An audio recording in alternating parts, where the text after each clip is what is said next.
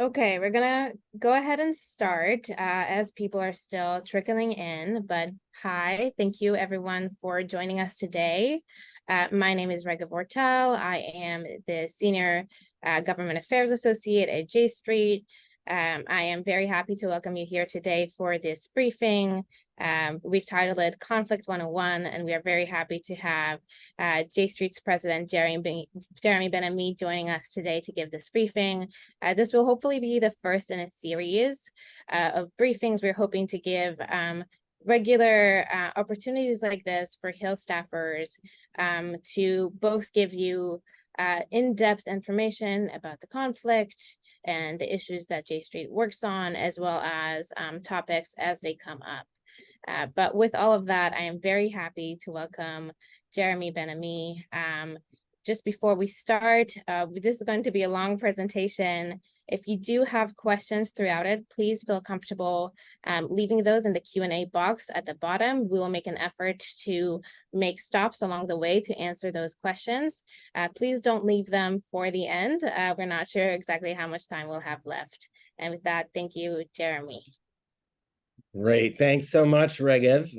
I'm Jeremy Ben-Ami, and I'm the president of J Street. And this orientation to the Israeli-Palestinian conflict, we call it a briefing on Conflict 101.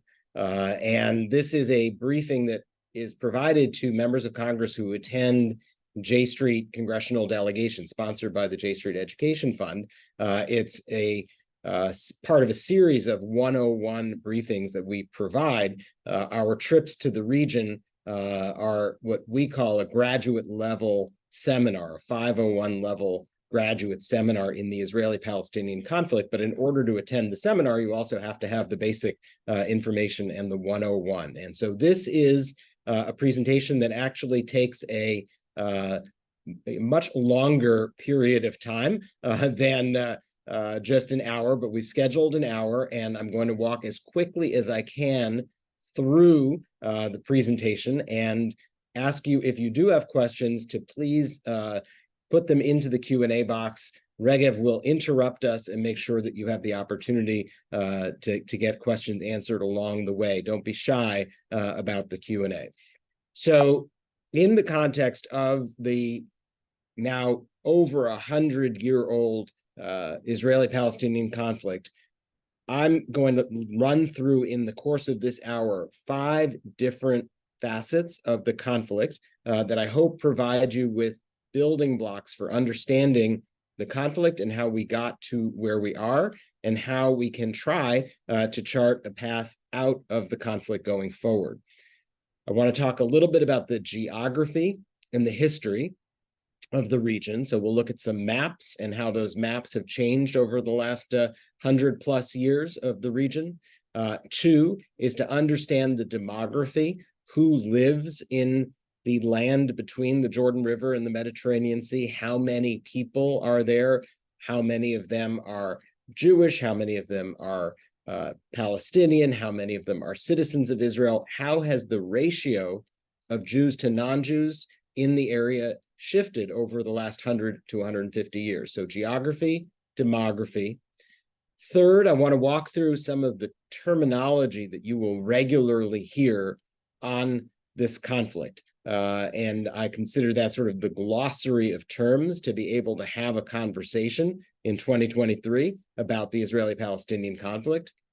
4th, I'll review what has traditionally been the construct of discussing the Israeli-Palestinian conflict, which is that there are a series of core issues to the conflict that need to be resolved in order for there to be an end to this conflict. And a lot has changed in recent years about how we talk about the conflict, but these core issues remain the same. And then I hope that I will have time to review some of the policy options for the near, medium, and long term. So those are the 5 topics that I'm hoping to be able to run through in the course of the hour, and here we go.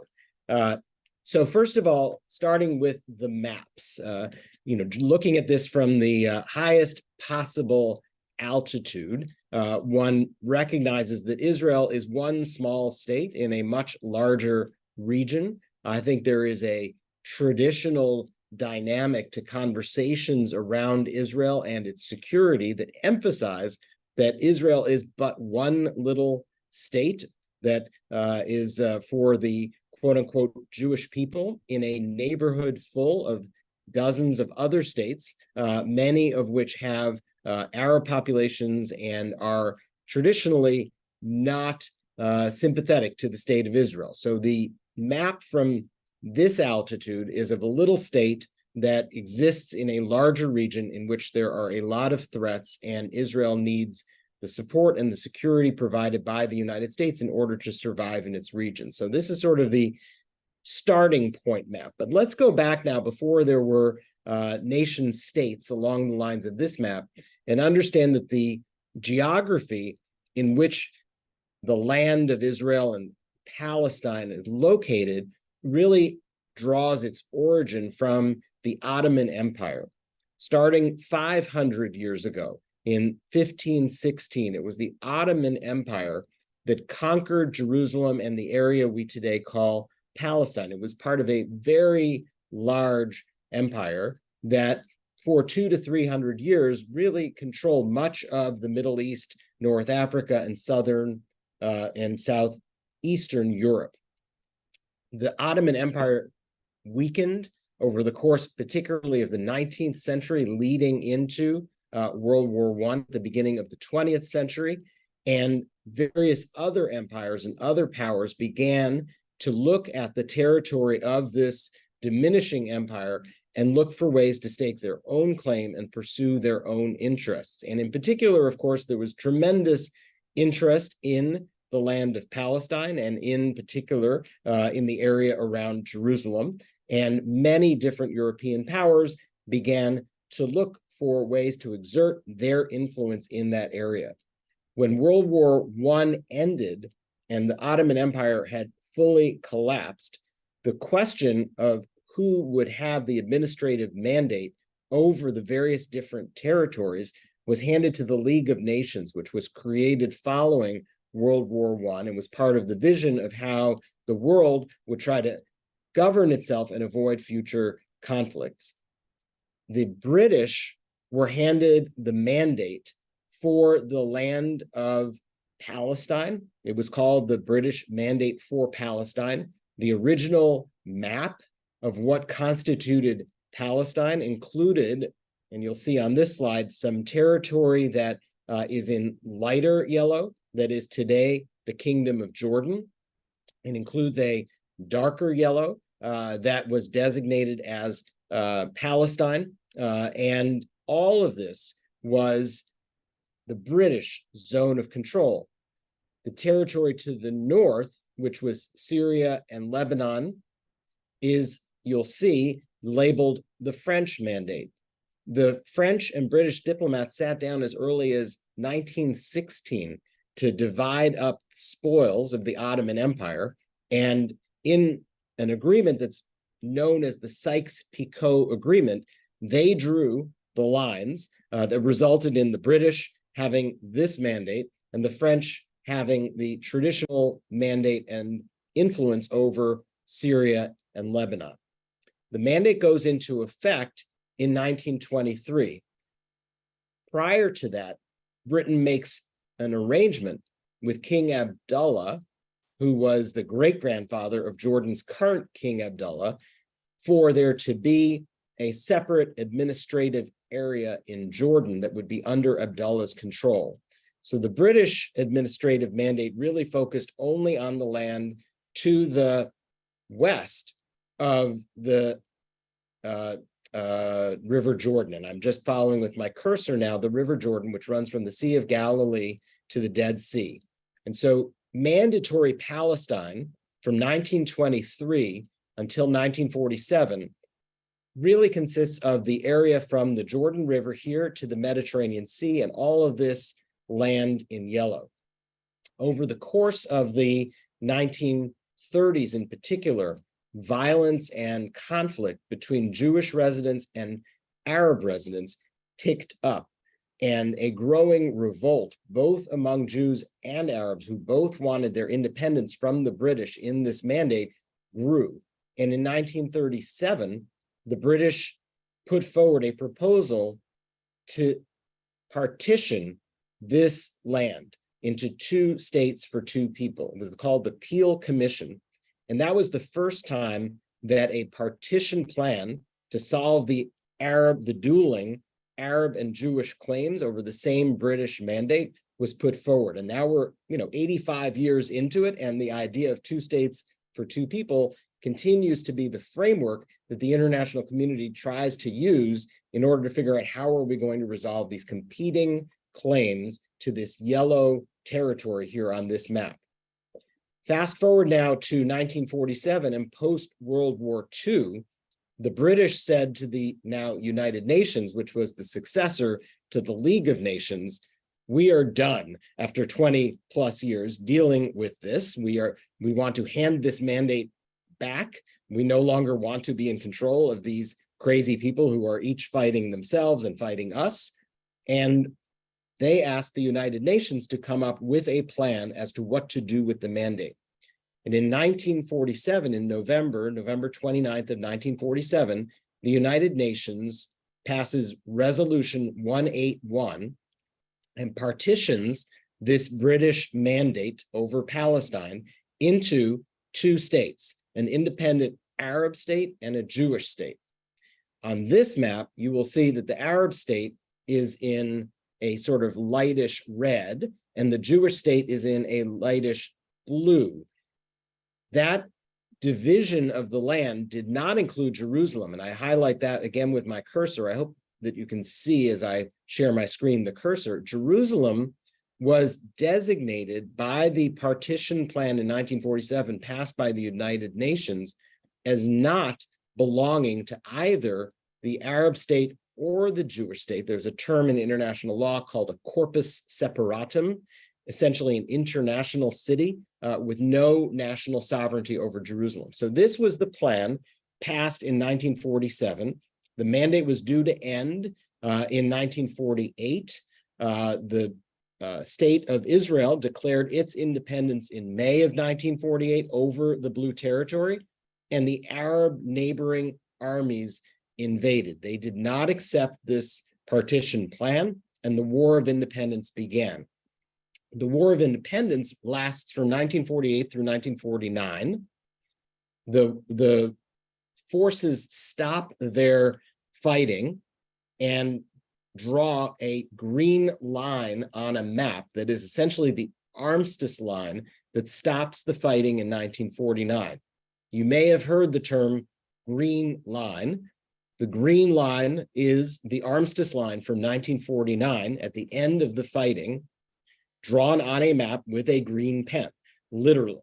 And as you can see, the end result of the fighting is that the blue area that is controlled by the state of Israel at this point is now 78% of mandatory Palestine. They have gained territory relative to what was designated in the UN partition plan. The Kingdom of Jordan is now occupying the West Bank, this area over here in light red, and Egypt is now occupying the Gaza Strip. The Egyptian forces agreed to this armistice line, and the Jordanian forces to this armistice line. And so from 1949 until 1967, this armistice line, this green line, separates the state of Israel from territories occupied by Jordan and Egypt. In 1967, the map changes again.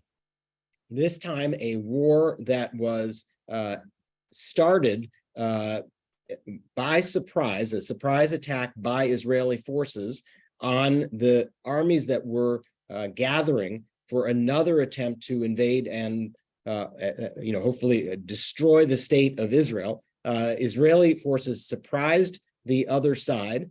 They, in 6 days, tripled the territory under control of the state of Israel, so that it now included not only the dark blue, which was the pre-67 state of Israel, marked by the green line, it now included all the territory over the green line, including the West Bank, which was taken from Jordan, the Golan Heights, which was taken from Syria at the very northeast here, where my cursor is moving, The Gaza Strip was taken from Egypt, but so was the entirety of the Sinai. So Egypt has now Israel has now tripled the land mass under its control, and it imposes military law on all the territory and declares it to be occupied under international law. So the military occupation of Sinai, Gaza, the Golan Heights, and the West Bank goes into effect days after the military victory in June of 1967. The one exception is that Israel formally annexes East Jerusalem, about 70 square kilometers of territory in the immediate environment of what had previously been West Jerusalem under Israeli control. That is now annexed and is not ever formally occupied under international law. Israel annexed it from day one, and an annexation that no one internationally has recognized until the United States under Donald Trump recognized Israel's annexation in 2018. So that is the next big change in the map.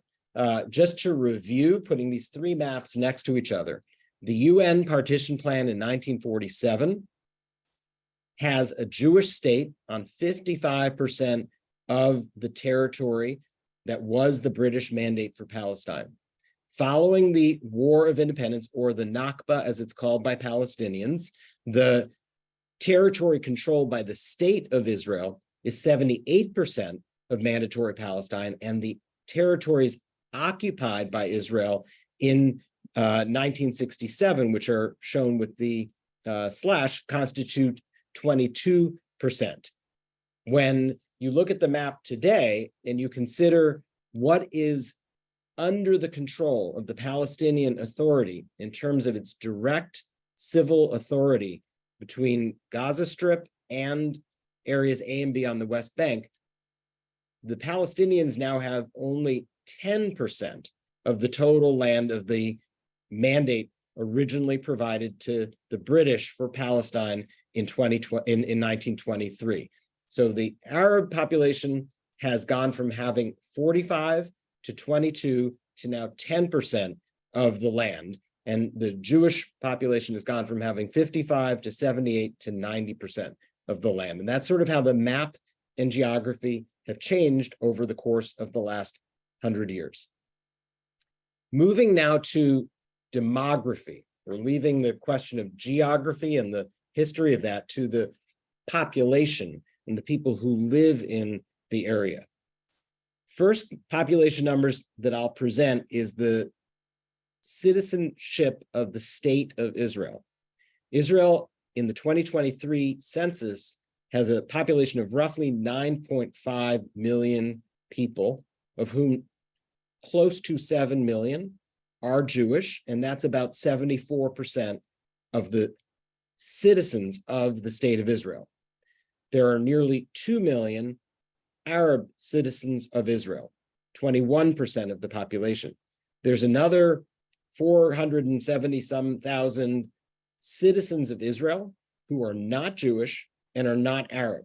Many of them are Russian immigrants who came in the 1990s, or their descendants, who do not actually have provable Jewish ancestry. They came because they were married perhaps to a Russian immigrant or another immigrant. It could be somebody other than. The majority of these are Russian, but there are other instances as well. About 5% of Israel's citizenship is neither Arab nor Jewish. So that is the numbers in Israel proper. Between the river and the sea, including the territories, you have not only those 10 million citizens, you have another well over 4 million other people who live in Gaza and the West Bank. So there are well over 14 million people now living in what was British mandatory Palestine, between the river and the sea. As the census from Israel says, 6.98 million, just about 7 million of those people are Jewish. There are about 6.8 million Palestinians, 2 million who are Israeli citizens, about 2 million plus, now 2.1 million who live in Gaza, and about 2.7 million West Bank Palestinians. In addition to those Jews and those Palestinians, there's that other category of about 470,000 people who don't fall into either one of those categories.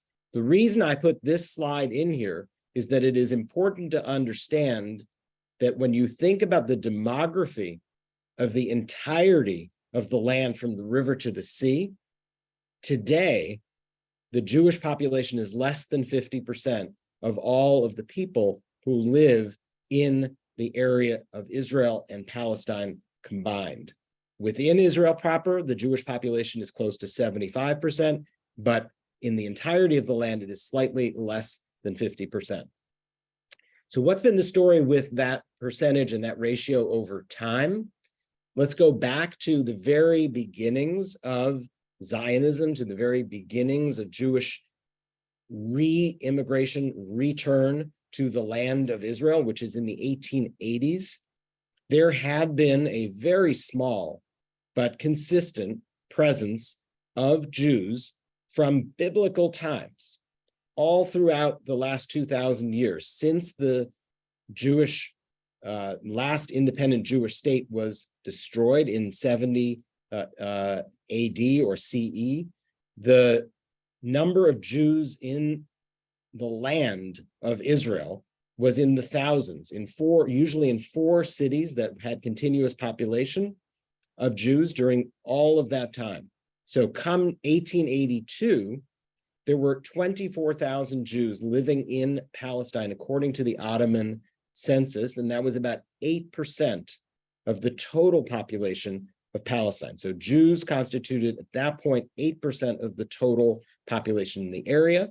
By the time the British took over administration from the Ottomans and did their own census, that number had grown from 24,000 to 60,000, but the percentage had remained relatively constant, growing only from 8 to a total of 10% of the population in the British mandate for Palestine at the beginning of the mandate was Jewish.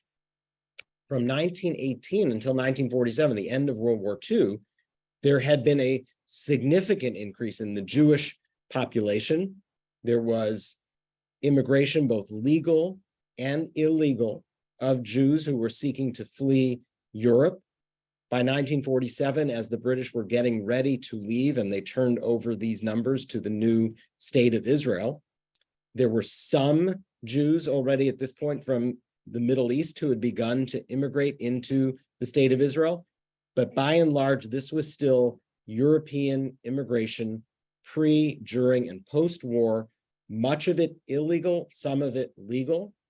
The population of Jews was about 550,000, and that was about 30% of the total population in the area. So there were approximately closing in on 1 million Palestinians who lived in the area in 1947 as well.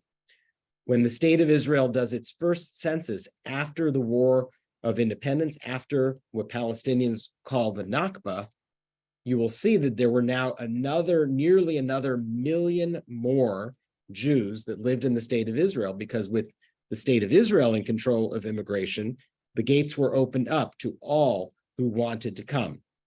And that included many refugees from Europe who had been in displaced persons camps or in other places where the British had prevented them from coming, but it also included a massive influx of Jews from the Middle East and from North Africa, who, as a result of the war and as a result of all of the various conflicts that were taking place, were now unwelcome in many of their home countries and were eager to find a home in a new Jewish state of Israel. So the population of Jews increased in just 4 years by nearly 1 million people, but you'll note that now there were only within the state of Israel roughly 100 to 150,000 Palestinians who were living inside the Green Line. Nearly 800,000 Palestinians left their homes and moved either into the West Bank and Gaza and refugee camps or into third-party home countries where they now set up refugee camps. That is primarily in Jordan, Lebanon, and Syria. Nearly 700,000 to 800,000 refugees leaving their homes in the course of the War of Independence, in the course of the Nakba, and displaced into refugee camps. So now the population of the new state of Israel within its borders is nearly 90% Jewish in 1951. And now I just marked that today, within the state of Israel, within the Green Line, the population is about 75% Jewish, but between the river and the sea is less than 50%. So I hope that gives you a flavor of the numbers and the demography. We've now covered maps and geography. We've covered demography and numbers. And I'm now going to switch gears. And please, again, Regev, if there are any questions, just jump in and interrupt me, because I can't see anything other than my own screen. And I hope that what I'm saying is relatively clear, and I'm not hearing any questions or seeing any flashing lights. So I'll just keep on going with the third section of the presentation. This section is designed to familiarize you with some of the key terms that people throw around regularly when discussing the conflict. And so I will go through 5 or 6 of them, give you the definitions, and hopefully it equips you to better talk about the core issues of this long-running conflict. First, we already have discussed the first one, which is, what is the Green Line? You hear this a lot in the context of discussions about the Israeli-Palestinian conflict. And just as a reminder, again, we go back to the map from 1949. The Green Line was the armistice line that stopped the fighting between Israel and the neighboring states. It marked where the forces of Jordan held control over occupied territory on the West Bank, and the forces of Egypt held control over the Gaza Strip. So the Green Line is actually the 1949 armistice line. Sometimes people talk about the Green Line from 1967. That's a misnomer. It's actually the Green Line from 1949. Second glossary term. What are areas A, B, and C?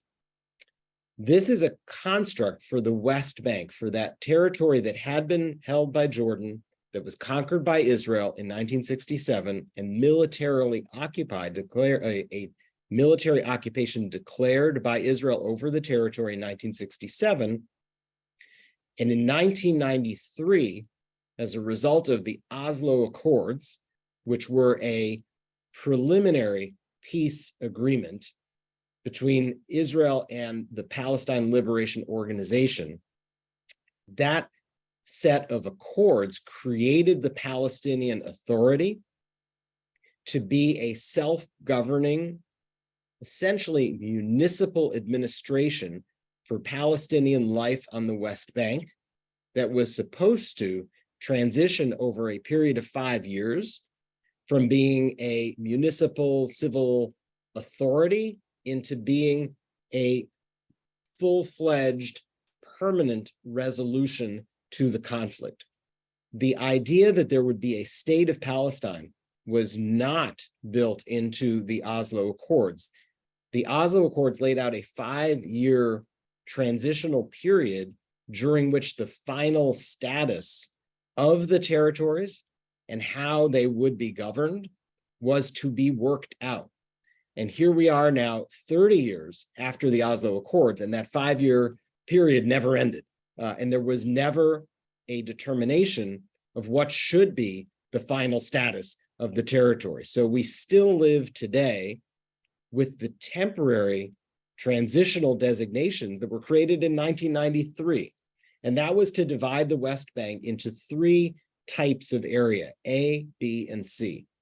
Area A primarily constitutes the larger Palestinian cities and their immediate environment. And in Area A, the Palestinian Authority was given full civil, administrative, and security control. So the Palestinian National Authority, the PA, was brought into existence and was allowed to create a security force that exists still today. And within Area A, that security force is supposed to be in charge of security matters, and the Palestinian Authority is supposed to be in charge of civil matters, running the actual cities, running the planning and the services and the health and the schools and all the rest of the what comes with running a civil municipal government. Area B, which was 22% of the land, was designated to have that Palestinian civil control, but still Israeli security control. So the combination of areas A and B is the extent of the civil authority of the Palestinian Authority, and that adds up to 40% of the West Bank. Again, the West Bank is 22% of mandatory Palestine, so 40% of 22% is about 9%. And so when Palestinians say they only have control over 10% of mandatory Palestine, instead of, having gotten what they were promised in 1947, which was 45%, that's where they get that 10% number from. The final part of the West Bank is Area C, and that's 60% of the West Bank, and that's the majority of the West Bank. And that was to remain under Israeli administrative and security control. It is where all the settlements are located. The idea was that over time, control would be phased over to the Palestinians, that some of Area C would become B, B would become A, and gradually more and more of this entire territory would be turned over to full Palestinian control. That never happened, and we still live today with this construct of areas A, B, and C with different levels of Palestinian authority running from Area A, where you have full security administrative control, to B, where you only have administrative control, to C, where you have no Palestinian authority. Within Area C, one important area that I am flagging for you is the Jordan Valley. You will see that this is the area that runs along the Jordan River from the Dead Sea up to the Sea of Galilee. This is the Jordan River here. And this valley is the lowland leading down to the river. It's the lowest area on earth down here, right by the Dead Sea. Up here, where all the Palestinian cities are and where Jerusalem is a set of hills. It's the hills of Judea and Samaria that are the high ground. And that's where the water is. And that's where the rain falls. And that's where trade routes over millennia ran. And that is where today areas A and B are located along the ridge of these hills. Down here in the Jordan Valley, you often hear how Israel says for its security, it cannot give up the control of the Jordan Valley because armies might still come from its east the way they did in 1948 and 1967. Didn't happen in 1973 because Jordan stayed out. But that strategic threat of armies coming from the east through the low-lying valley has been the traditional justification for this being Area C and for Israeli government saying they can't give up security control. I just flagged that that is where the Jordan Valley is at. Next, the wall. Some people will refer to what I'm about to describe today as a wall. Some people will call it a security barrier. Some people will call it a fence.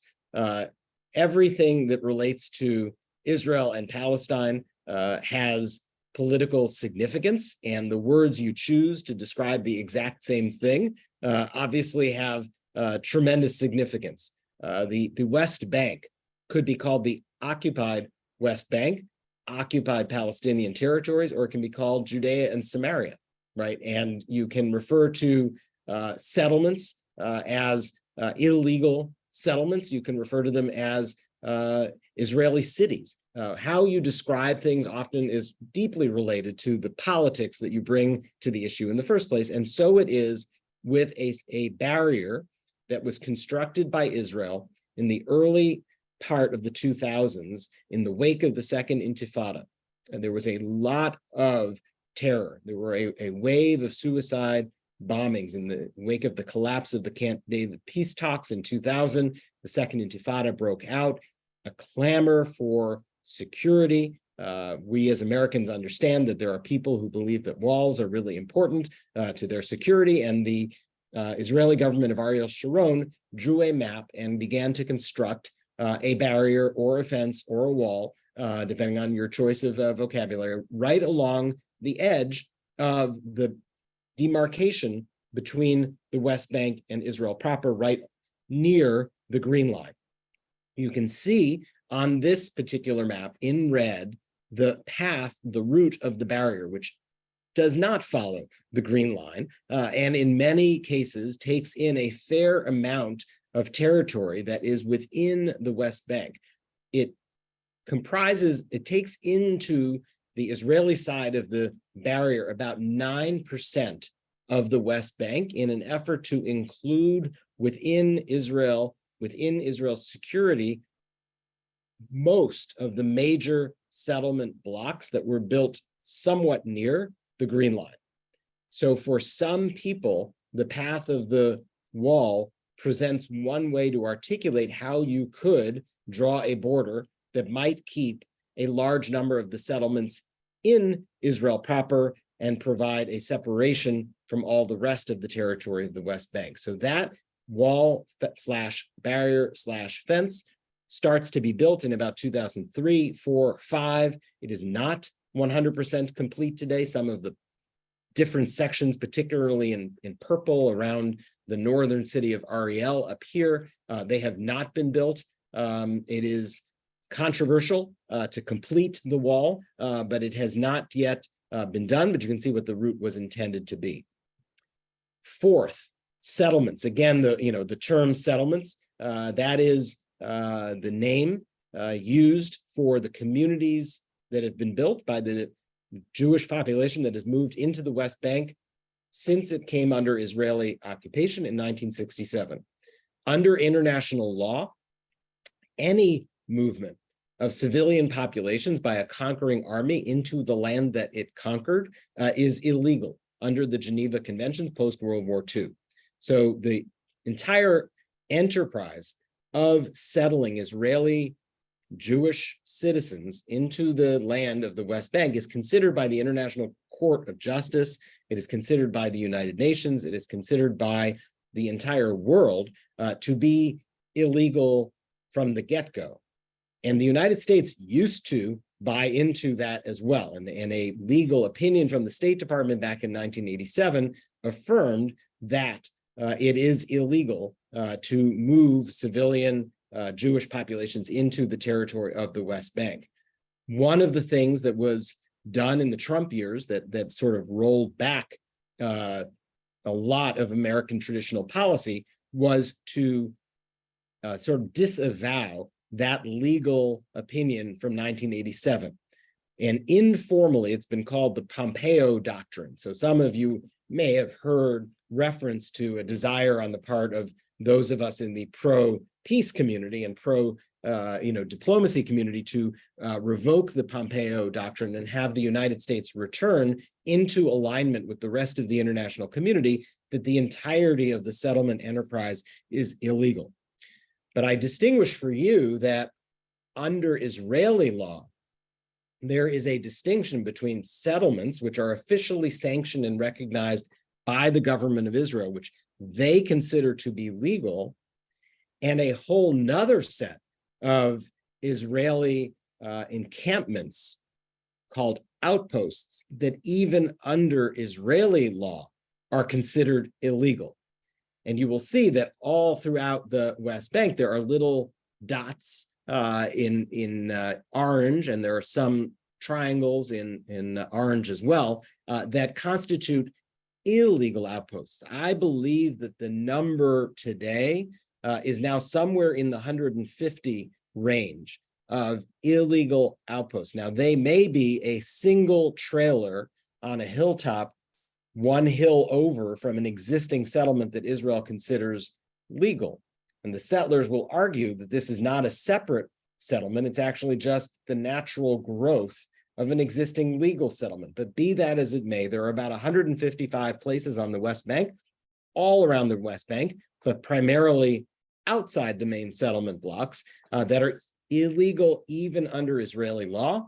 And one of the changes in the fall of 2023 that you'll be hearing about and keeping an eye on for your bosses is that this Israeli government is intent on legalizing, they call it regularizing, the illegal outposts, and under Israeli law, legalizing them, bringing them into the Israeli legal framework. So the distinction between settlements and outposts, that lingo is generally the distinction between legal and illegal under Israeli law, but do bear in mind that under international law and in the view of all American administrations up until the time of Donald Trump, all of this was illegal.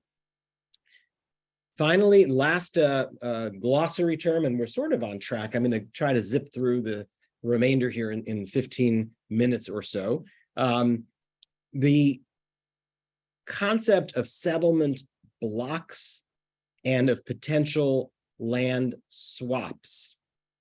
As I indicated earlier, a lot of the biggest settlements are actually built as major cities along the Green Line. And you can see on this map in blue, areas that the Geneva Accords, which is a model peace agreement between Israeli and Palestinian peace negotiators reached in 2003, the areas in blue that are within the fence that constitute major Israeli settlement cities that could be brought into the state of Israel because they are very close to the border and could be swapped for land in green that is inside the Green Line, currently part of the state of Israel, but could be added on a one-for-one basis. So for every square kilometer that Israel would annex on the West Bank in order to keep a major population area, it would trade and give up 1 square kilometer inside the Green Line that would be given to a new state of Palestine. This map was intended to show that it was possible to draw a map that would keep 70 to 75% of the settlers. At that point, it was closer to 80% of the settlers who were in these major settlement blocks within the state of Israel, thereby reducing the issue of settler relocation 20 years ago to a few tens of thousands of settlers who were in the more outlying settlements, smaller settlements, disconnected from the Green Line. So when you hear the term blocks, settlement blocks, it used to refer to this handful of settlements right along the Green Line that could have been, that were large in number, large scale in terms of cities, and could have more easily been annexed to and connected to the state of Israel as part of a peace deal. And the term swaps, the idea was take a little bit of land that's within Green Line Israel and is not populated, but is usable and arable and of value, and swap it one for one. So those are some of the key terms that I hope are helpful in having an ongoing conversation about these issues. I'm going to just zip through some of the facts about Jerusalem, which is sort of a separate, it could be a separate lecture. We spend a whole day there on our trips. Jerusalem is Israel's largest city. It's closing in now on 1 million people. Roughly 40% of that population is Palestinian. The Palestinians in Jerusalem are not citizens of the state of Israel, even though their city has been annexed and made part of the state of Israel by Israel itself. There is a process that one could apply, and Palestinians as a political matter choose not to apply for citizenship. If they do apply, a very small number do apply, most of them get rejected anyhow. So you have the right to apply and they have the right to say no, as Danny Seidemann, who's an expert on Jerusalem, loves to say. About 350,000 Jews are inside the 1967 line. 230,000 Jewish Israelis live over the Green Line. Jerusalem was divided in 1949 right down the middle into East and West Jerusalem. I'm not going to go into detail about all of the terminology one can use in Jerusalem, and that probably is a little too much for today, but these slides are available, and the terminology, I would be happy to do another lecture. We can do another lecture specifically on Jerusalem. So I'm going to turn to the fourth topic for our 101 today, and that's a quick review of what was the traditional conception of how could the Israeli-Palestinian conflict be negotiated? How could the resolution of the conflict be negotiated? And the efforts through Oslo, Camp David, then Annapolis in 2008, and then John Kerry in 2014, centered on four core issues. The first is, where would you draw the border? So you saw the one map that I showed you with the blocks and the swaps. Essentially, how do you adjust the green line so that you keep the maximum number of Israeli settlers within the state of Israel? You minimize the number of people who have to be relocated, and you ensure that the integrity of the state of Palestine, that it is a contiguous, viable state that has 100% of the territory, that comprises the territory occupied by Israel over the Green Line in 1967. So where do you draw the border? How that mapping exercise. Second core issue is the question of security, and I mentioned the Jordan Valley and specifically the question of what would be the Israeli presence along the Jordan River. How could Israel's security concerns about its eastern front be addressed? Would there be a third-party military presence? Would there be electronic measures? How does Jordan fit into this? The whole question of security was the second of four key areas. The third is what to do about Jerusalem. It's an exceedingly difficult issue, very sensitive to not only Jews and Muslims, but also to Christians. It's the holiest city for two of these religions, one of three holiest cities for the third. And what should be the status? In 1947, when the United Nations addressed this, they said nobody should have sovereignty, and they refused to divide it. In 1967, until 1967, it was a divided city. Today, the state of Israel has annexed it in a way that is not recognized by anybody except Israel and the United States. What should be the result? The Palestinians say, and the Arab world says, there has to be a capital for a new state of Palestine in the eastern section of Jerusalem, where the 40% of its Palestinian population live. And there has to be freedom of access for all religions to the Holy Basin and to the Temple Mount Haram al-Sharif. And that is a very, very sensitive third core issue. And finally, what about all those refugees? The 700,000 to 800,000 people that I mentioned who were displaced have now, over the course of 4 or 5 generations, become 5 million registered refugees with the United Nations Refugee Works Administration, UNRWA, which is responsible for taking care of Palestinian refugees. They now live not only in the countries that I mentioned in the area, they live all around the world. People who have claims of back to homes and family back inside pre-1948 Palestine. And how do those claims get addressed? What rights do they have? How many potentially people are allowed to return? How many are not? What is their status? That is the fourth final core issue. So in trying to come up with a peace agreement, these were the core issues, and ideas were floated on all of them in numerous rounds of negotiations. The Geneva Accords provides an agreed upon set of resolutions in each of these 4 areas, and is a potential starting point were one ever to get serious again about actual diplomacy. So finally, I'm going to close now. I think I have about 10 minutes left. And what I want to take in the last 10 minutes is to answer the question, what are our policy options going forward? So we've discussed some of the history going back to the Ottoman Empire and the dissolution of it and the creation of the British Mandate. We've discussed the flow of population over time and the gradual getting to the point where about 50% of the people in the land between the river and the sea are Jewish and 50% are not. We've discussed some of the key terms that help you have the conversation about this conflict, from the Green Line to areas A, B, and C, settlements, outposts, etc. But now what do we do going forward? What are the policy options for the United States? I'll break it down for you in 3 timeframes. there's what could the United States do right now? What are the things the Biden administration almost administratively could do tomorrow? Or what could Israel do? What could Palestinians do? What could others do in the immediate term to try to get the conflict to move in the right direction? We all know that every day the situation is moving one more step in the wrong direction. The hole that we have to dig ourselves out gets deeper and deeper. And I always say the first rule of holes is stop digging. If you want to get out of the hole, just stop digging. So near term, what can be done? Medium term, 1 to 3 years. Long term, what is the actual long-term potential resolution of this conflict? So let me lay out some thoughts in all three of those timeframes.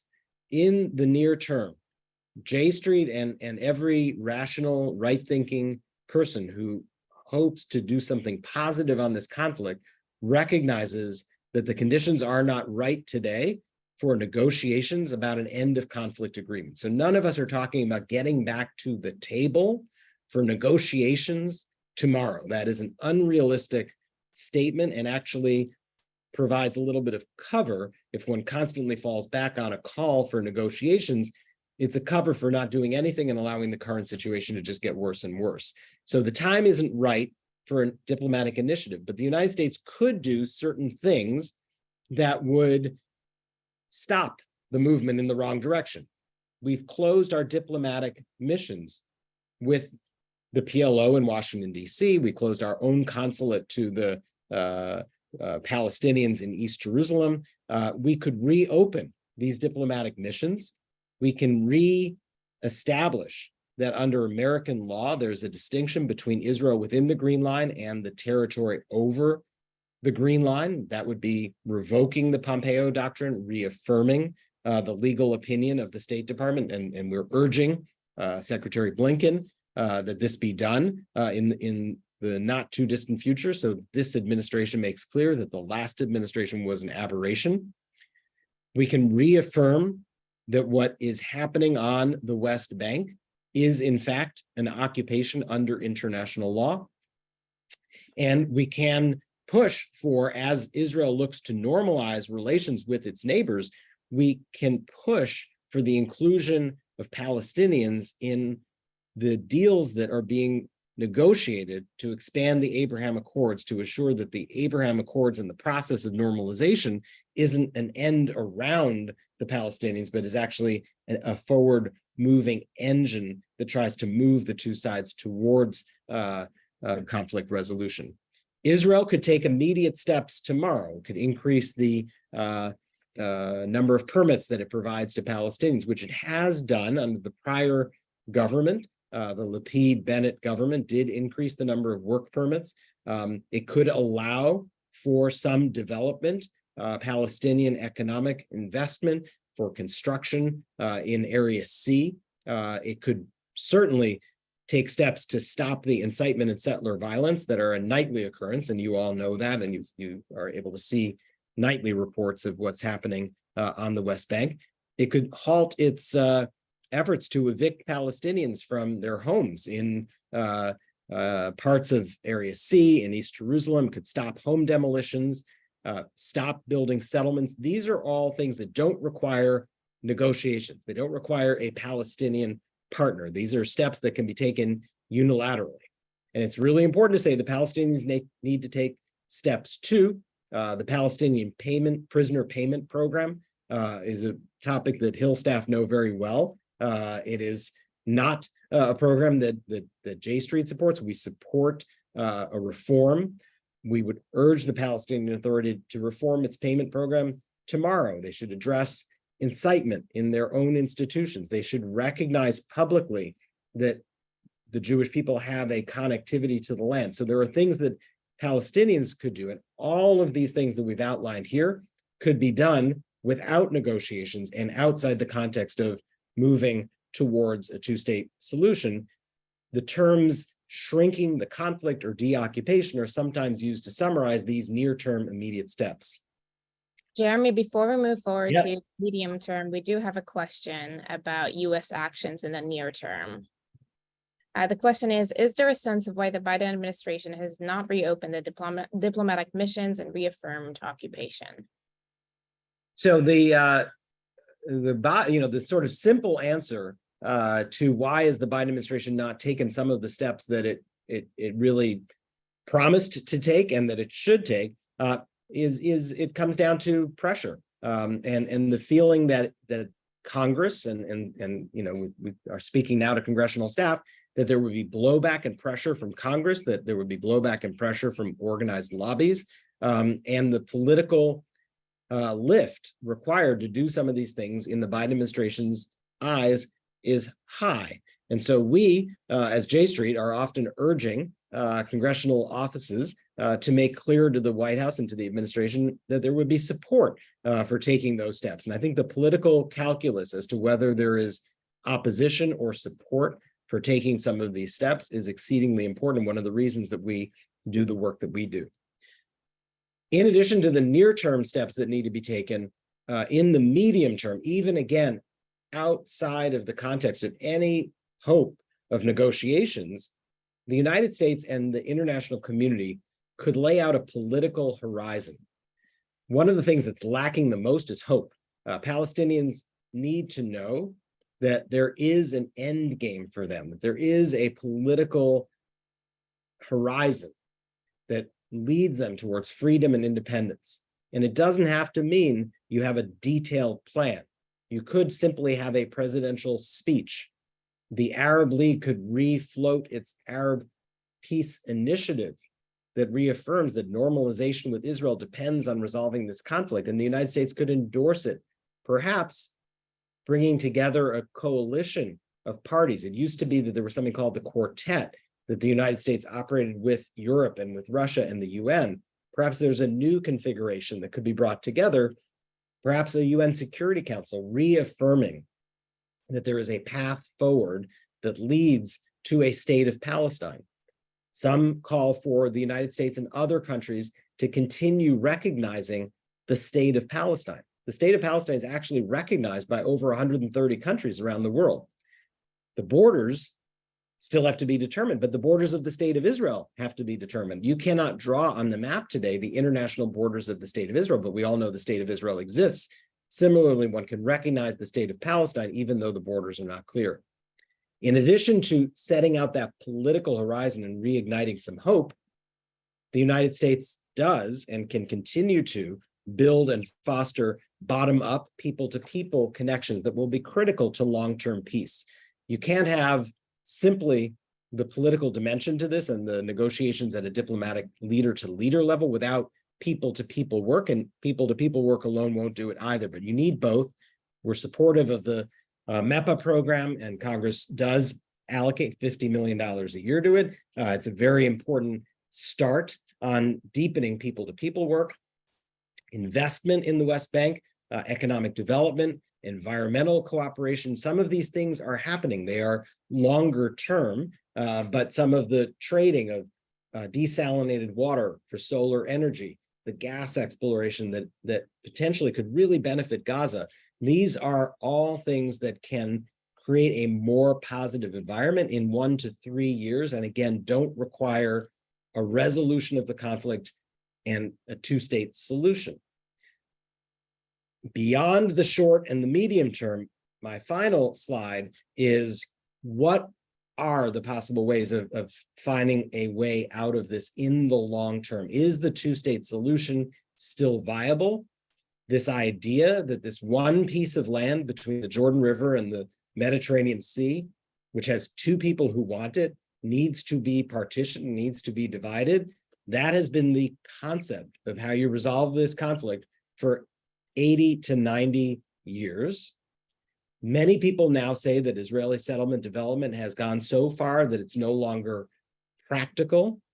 There are many on the Palestinian side who say that they will never agree to the existence of a state of Israel. And there's an extreme on the Israeli side that will never agree to a state of Palestine. But perhaps they would agree to some form of long-term, in Arabic, hudna, or a truce, if you can't get to a final status deal, but you would agree that there are two states and it is there are ways of pursuing this that are not a full agreement, that at least lay out two sovereignties for two people. Now, of course, the right wing in the Jewish community would like to have one state from the river to the sea. They would like to annex a good portion, if not all, of the West Bank and provide some degree of limited Palestinian self-rule. On the left, and some Palestinian rights activists say, we don't want two states, we just want one state. And everybody, all 14 million people, should get equal rights for all. One state from the river to the sea. Neither one state conception is a realistic or a practical solution. The state of Israel, the Knesset of the state of Israel, is never going to allow all 14 million people to vote and have a situation in which there is no longer a Jewish state, a state for the Jewish people. And the world is never going to accept full annexation of the entirety of the land, de jure legal annexation, without providing Palestinian rights. But that's what a one state looks like. That's what some people say is the goal that they are aiming for. Another way to approach the long term is building on the Abraham Accords, building on the Arab Peace Initiative, the concept of a larger table of parties where the offer is not just a bilateral peace deal, but a multilateral peace deal in which there's full regional peace. The United States has a key role to play in that. One final word that you will hear in this discussion about long-term solutions is confederation. And I would just emphasize that confederation is itself a two-state solution, because what is confederating but two independent states? And there's no alternative to two states. It's not a separate vision of the long-run outcome of this conflict. It's simply an improved and enhanced view of two states. And J Street's Policy Center will be looking at confederation options in its next symposium in September with a much more detailed report on that topic. So with that, Regev, I think that I made it within 3 minutes of being able to do this in an hour, and most people hung in there. I appreciate that. And as you said at the beginning, we're going to do this as a regular pattern of briefings over the course of the coming year. Please feel free to reach back out to our legislative team. If you have any questions to follow up, send us emails, written questions, or feel free to call at any time. Thanks, everyone.